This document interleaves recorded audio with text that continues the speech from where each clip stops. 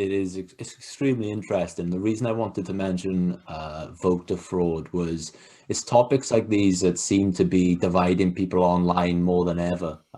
Even within the intellectual dark web, we saw Sam Harris turn in his IDW card in a really passionate episode of a podcast. What does that tell us about the divide that 2020 has caused, and what statement do you think that Sam was trying to make by turning in his IDW card?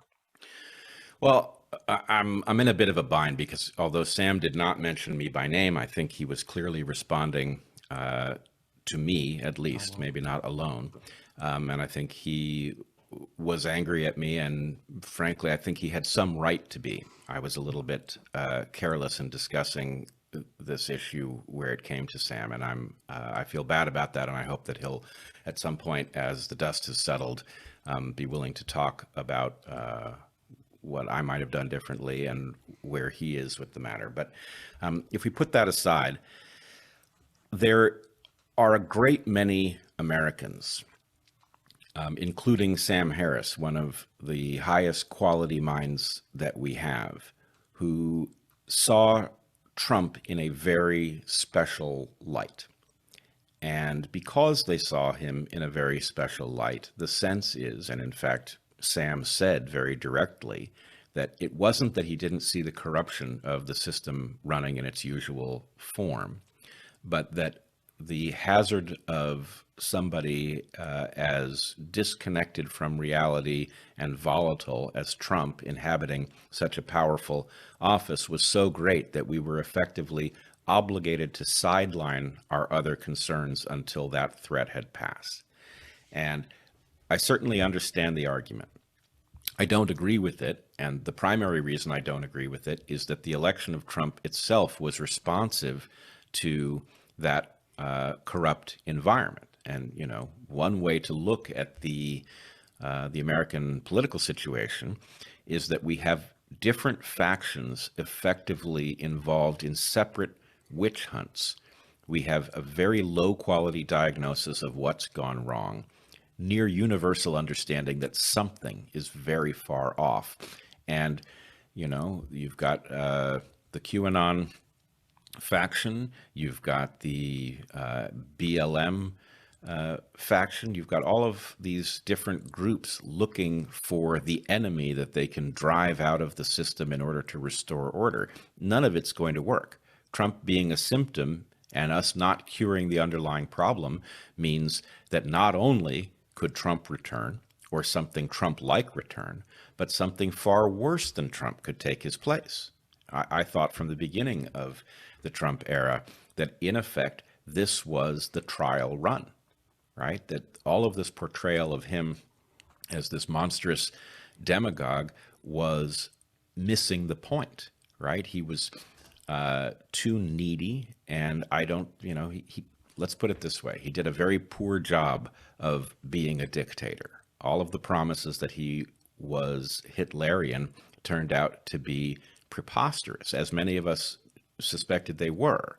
So that being the case, now we know we had a trial run at something and we fumbled the ball. We did not take the opportunity to come together as Americans and confront the underlying dysfunction and corruption that set the stage for Donald Trump. And that means that whatever it is that people fear about that will be back.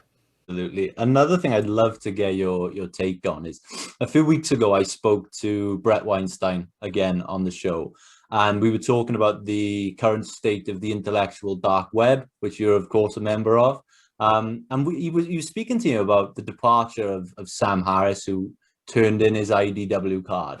And Bret, as far as Bret thought, he thought it was to do with him. And he said to me that, you know, he understands why Sam, you know, wanted to walk away, and he felt partly responsible for it. What do you make of Sam Harris's departure, and what message do you think he was trying to say?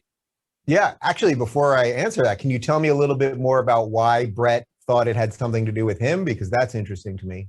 Yeah, he mentioned that it was the way that he handled the election and talked on some of the topics, including voter fraud.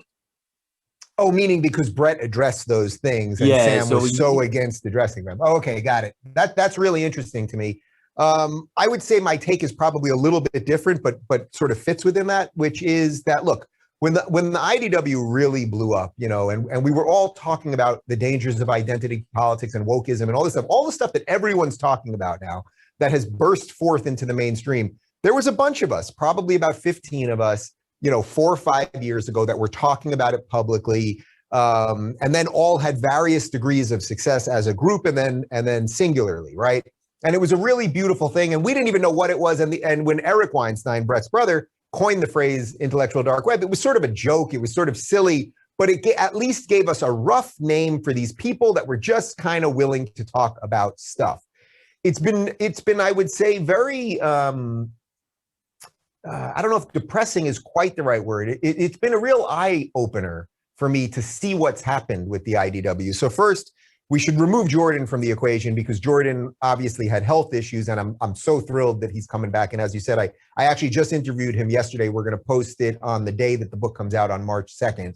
But I spent 2 hours with him, and it was just so great to talk to him again. And he's coming back, and it's just so wonderful. But let's remove him for a second because he had to dip out because of health reasons. I would say Ben Shapiro on the right side of the IDW, let's say the right side politically, that he has maintained his popularity, continued to fight for the things he believes in, open to different conversations, all that kind of stuff. Then there was sort of the more left-leaning plank, which I would say was Sam Harris, the Weinstein brothers, a couple other people. On the more right-leaning, I would say there's also Douglas Murray, who I absolutely think is one of the clearest, greatest thinkers that we've got. Ayaan Hirsi Ali, her husband, Niall Ferguson, a couple other people. And I would include myself on that sort of right-leaning part of it, let's say.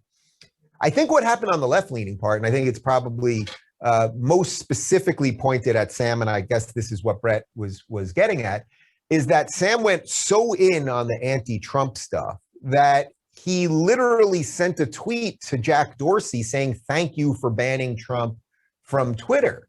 And it's like, man, all of us, we had all sorts of political disagreements. Without question, not only political disagreements, we had disagreements about the nature of reality and God and the biggest existential issues you could imagine. But we agreed that open inquiry, that free speech, fighting censorship, that these were the bedrock ideas that we should all be putting forth. And that's what made it so cool. That's why so many people were attracted to it, whether they were left-leaning or conservative or whatever it is. I think when Sam did a few things like that, I mean, look, if you're happy that Trump got booted from Spotify and the rest of these platforms, I mean, it's so ridiculous. It's like, who has more power, the president or the guy who allows the president to speak? But to send out a tweet that basically says, "Thank you for censoring," I think that notion, this is not an attack on Sam personally. I've discussed it with him privately, but that very notion of like, oh, thank you, tech overlord, for taking out the guy that actually never came for anybody, really, 4 years, didn't take out the media, didn't start any new wars, did a whole bunch of good stuff. I would say did actually relatively well considering COVID because he left it up to the states, which I think was the right thing to do. And if Biden had all the answers that he said he would have, well, how come things are still not great now? The point is that's just a whole big complex problem that probably nobody has the perfect answer for. But I think the thing around free speech has really caused a real split.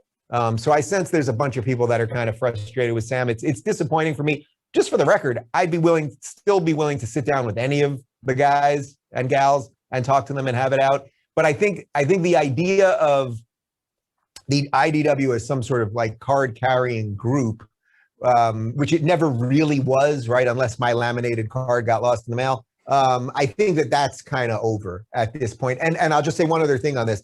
I would say that the right-leaning people on this have been able to make really nice inroads and make allies. I mean, look at me, that I can say that Glenn Beck and Dennis Prager and Ben Shapiro and Larry Elder, that these people who I have some political disagreements with, it's becoming less and less, but I've been able to build all sorts of cool bridges over there. Well, show me any instance of one of the left-leaning people being able to build a bridge with the wokesters. Guess what?